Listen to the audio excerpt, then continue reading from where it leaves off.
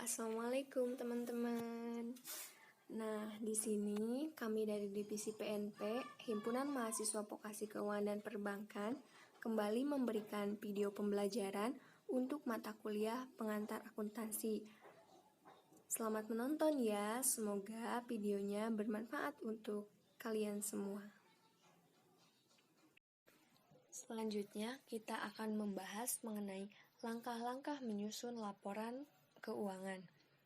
Yang pertama, ada laporan laba rugi, di mana nantinya laporan ini akan memberitahu kita apakah perusahaan itu mendapatkan laba ataukah mengalami kerugian. Adapun komponen-komponen dalam laporan laba rugi perusahaan jasa yaitu ada akun pendapatan dan juga akun beban-beban. Rumus dari laporan laba rugi ini yaitu pendapatan dikurangi beban-beban menghasilkan laba atau rugi. Mari kita analisis dan buat laporan laba rugi dari perusahaan Tuan Adam yang sudah di jurnal dan sudah diposting ke dalam buku besar di video-video sebelumnya. Langkah pertama yaitu kita harus menuliskan judul laporannya dulu. Terdiri dari nama perusahaan, nama laporan keuangan, dan juga periode. Langsung saja ya, di sini kan perusahaan Tuan Adam diberi nama Simpatic Service Laporan Laba Rugi per 31 Januari 2019. Kemudian, langkah selanjutnya, kita masukkan komponen-komponen yang tadi telah disebutkan. Yang pertama, akun pendapatan. Nah, karena ini merupakan perusahaan jasa, maka akun pendapatannya itu hanya ada pendapatan jasa. Kita tulis dulu pendapatan jasa sebesar Rp1.510.000. Nominal yang dimasukkan ke dalam laporan keuangan itu berasal dari neraca saldo atau trial balance yang telah dibuat dalam video posting buku besar. Kemudian, beban-beban. Nah, perusahaan Tuan Adam memiliki beberapa akun beban, yaitu ada beban gaji sebesar Rp640.000, beban iklan sebesar Rp45.000, beban peralatan kebersihan sebesar Rp20.000, dan beban rupa-rupa sebesar Rp90.000. Jadi, jumlah beban yang dimiliki perusahaan Tuan Adam yaitu sebesar Rp795.000. Maka, rumus dari laporan laba rugi yaitu pendapatan dikurangi beban-beban.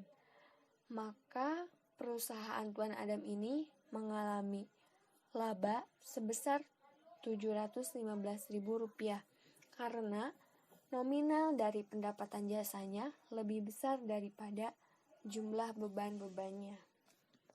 Baik, selanjutnya kita lanjut ke laporan perubahan modal, di mana nantinya laporan ini akan menghasilkan sebuah informasi atau memberitahu kita jumlah modal akhir yang dimiliki oleh Tuan Adam. Komponen-komponen dari laporan perubahan modal ini ada modal awal, laba, dan juga prive. Langsung saja ya. Yang pertama masih sama, kita tuliskan dulu judulnya. Simpatic Service Laporan Perubahan Modal per 31 Januari 2019. Modal awal Tuan Adam yaitu pada tanggal 1 Januari tahun 2019 sebesar Rp8.720.000.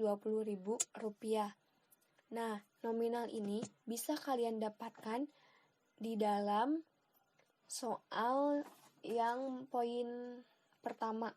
Itu ada neraca saldo akhir tahun 2018. Jadi, setiap neraca saldo atau saldo akhir di tahun atau periode sekarang itu akan menjadi saldo awal untuk periode berikutnya. Kemudian yang kedua ada laba. Nah, laba sebesar 715.000 ini dapat kalian dapatkan di dalam laporan laba rugi yang telah kita buat tadi sebelumnya. Kemudian ada prive.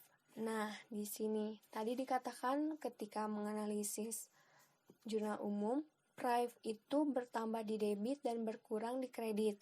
Mengapa demikian? Padahal kan prive itu termasuk ke dalam modal. Nah, di sini kita bisa ketahui peran dari akun prive itu sendiri. Akun prive itu akan menjadi pengurang dari modal yang dimiliki oleh pemilik. Maka di sini laba sebesar 715.000 itu dikurangi oleh prive sebesar Rp200.000 karena modal sebesar Rp200.000 itu digunakan oleh pemilik untuk memenuhi kebutuhan pribadinya. Maka hasilnya 515.000. Nah, kan labanya masih lebih besar daripada prive. Berarti yang 515.000 ini merupakan penambahan untuk modal Tuan Adam. Maka modal awal 8.720.000 ditambah penambahan modal sebesar 515.000, maka menghasilkan modal akhir 9.235.000. Selanjutnya, kita susun laporan neraca atau laporan posisi keuangan. Terdapat dua kolom, yaitu ada kolom aktiva dan juga kolom pasiva. Di kolom aktiva itu terdapat akun harta, terdiri dari harta lancar dan juga harta tetap. Sedangkan di kolom pasiva itu terdapat utang dan juga modal. Utangnya ada utang lancar dan juga utang jangka panjang. Cara mengisinya, kita pindahkan akun-akun yang termasuk ke dalam aktiva lancar di kolom aktiva dan juga akun-akun yang termasuk aktiva tetap beserta saldonya dari neraca saldo per 31 Januari 2019. Begitupun dengan di kolom pasiva, masukkan akun-akun yang termasuk ke dalam utang, yaitu ada utang usaha sebesar 2.850.000 dan juga masukkan saldo dari modal Tuan Adam. Nah, untuk modal Tuan Adam itu berasal dari laporan perubahan modal. Jadi, untuk nominal saldo modal itu bukan berasal dari neraca saldo, tapi dari modal akhir yang ada di laporan perubahan modal. Untuk kolom aktiva dan pasiva, itu jumlah aktiva dan pasivanya harus seimbang atau harus balance. Sekian materi dan langkah-langkah menyusun laporan keuangan di perusahaan jasa. Semoga bermanfaat dan mohon maaf apabila terdapat banyak kekurangan dan juga kesalahan. Terima kasih sudah menonton. Jangan lupa nantikan video-video pembelajaran berikutnya. Wassalamualaikum warahmatullahi wabarakatuh.